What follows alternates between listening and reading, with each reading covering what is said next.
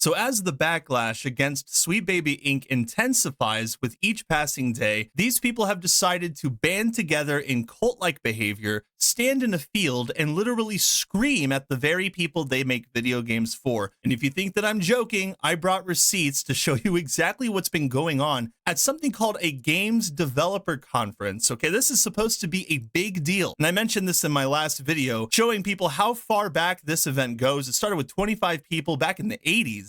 And it actually hosts a lot of good events with a lot of very hopeful developers wanting to actually make video games. And then you have this small pocket of the Game Developers Conference where these developers that should not be game developers, considering the things that they do at these conferences, they all band together under organized leadership and they scream collectively. This is insane behavior. Check this out. At the Game Developers Conference, the games industry really needed a good scream. By the way, this all started from a joke. Over 50 developers met today for a coordinated group scream to lament the state of the industry. By the way, 50 developers is not a small number to me. Okay, I've seen one developer make an amazing video game more than once. Okay, Undertale, Lethal Company. You have talented individuals out there who are willing to go out of their way to make a crazy video game for people. And these people who are standing out there screaming in a field against gamers, these are people in the gaming industry. These are grown adults. Today, over 50 game developers met in a park across the street from Moscone Center where the annual Game Developers Conference was taking place. They had one objective: to scream as loud as possible. But the event known as GD Scream took place in an open area in the middle of Yerba Buena Gardens, where event organizers assembled the crowd by holding up pieces of paper with "Scream"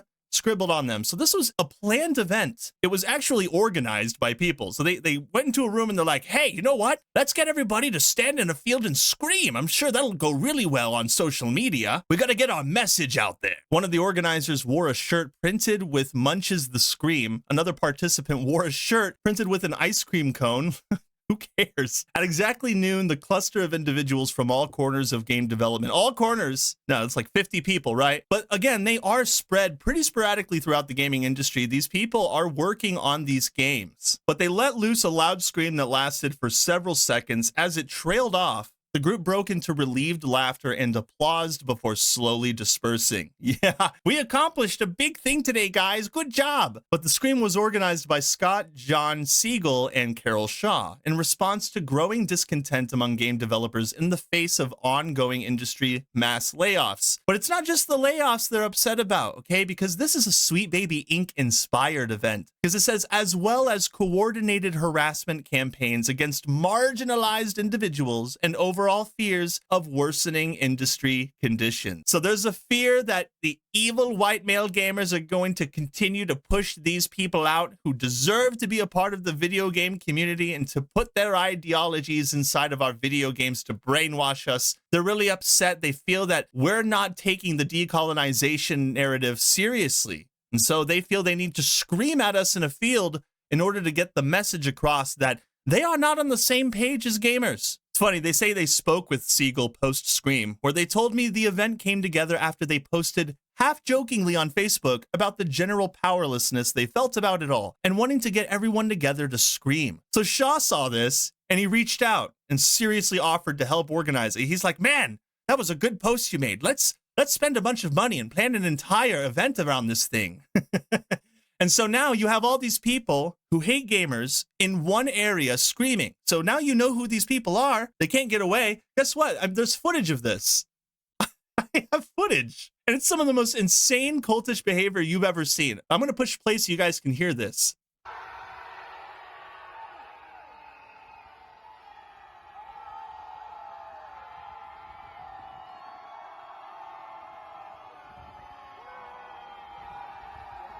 Look at them screaming. These people do not look like gamers, by the way. Honestly, this looks like way more than 50 people, but I don't know. Maybe that's just me. But that's okay. I got more footage than that. I got more. This guy's screaming louder than anybody else, but yeah.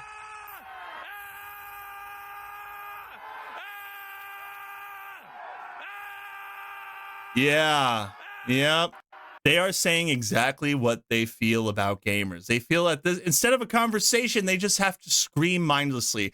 And it doesn't help that the shill media is not speaking out against things like this. This cultish behavior stems from people not telling the truth, from outright omitting very important facts from entire situations. Everybody keeps glossing over and forgetting about the fact that Cabrutus Rambo was harassed by an employee of Sweet Baby Inc., which was the real harassment campaign. But people want to pretend that that didn't happen. Now you've got the CBC running defense for Sweet Baby Inc. also, calling out people like Elon Musk for simply speaking out against this stuff. You've got a clip here. New conspiracy theory gaining ground in the gaming world. It's centered around a Montreal-based video game company against Sweet Baby. So this guy interviewed Alyssa Mercantile or Mercanti. I don't know. Everybody keeps saying her name differently, and I don't care personally. But this woman said that you can't be racist against white people. Now she's going on podcasts with these other people who don't understand the situation, and they point out these very small details that do not matter in the grand scope of things, especially when the truth is involved. And then you have Alyssa Mercanti, who's a Kotaku writer, and she's just straight up lying about gamers. Okay, Kotaku editor Alyssa Mercantile lies about Sweet Baby Inc. backlash during CBC radio appearance, claims Steam curator list was made to prevent people from buying and playing these games, which is not true. I mean, this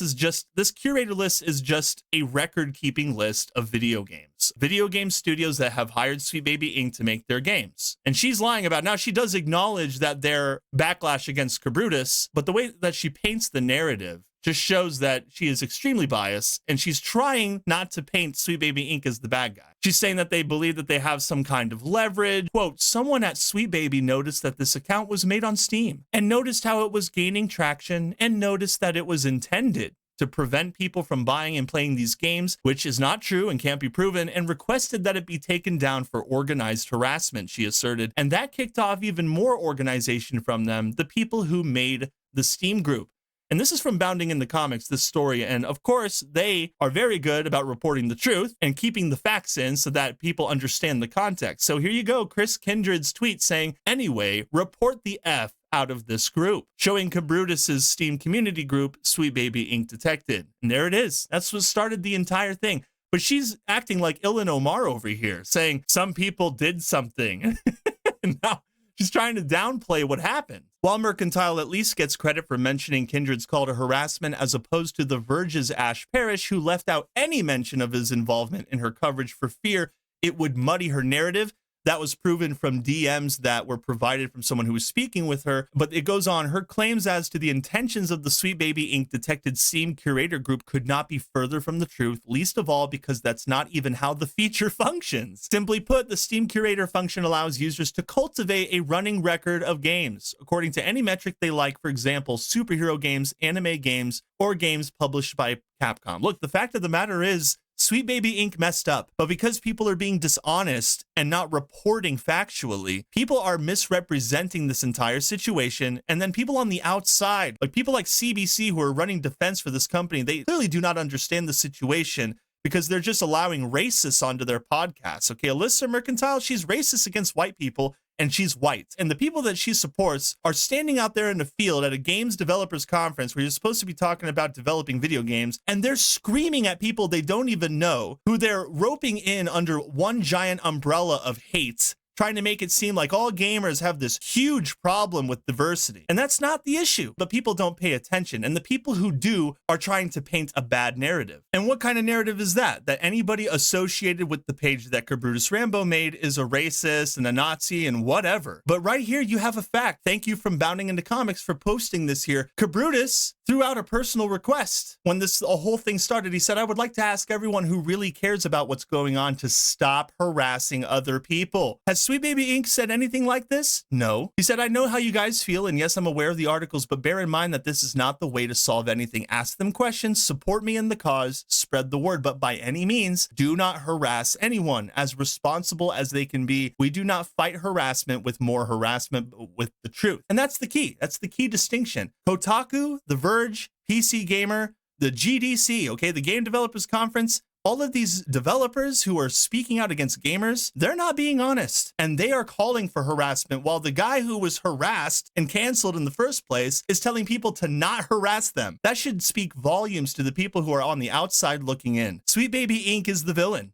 and they always have been. And because of their lies, now you have people at games developers conferences being roped into a complete nonsensical screaming fest outside in the field. And there's no telling what other kind of crazy events are going to be held before this games conference is over. But I can only imagine what it looks like to the other developers who are actually trying to make games versus these quote unquote gamers who are standing in a field, who have no idea what's going on, but have some kind of crazy vendetta against people who simply buy products. I hope you guys enjoyed this video. Like and share it if you haven't had the chance. That would be awesome. And hey, if you're feeling ultra spicy, consider subscribing to my channel so that you're always up to date on what kind of thing I've got going on. I look forward to seeing you all in the next one. Later. Meow meow.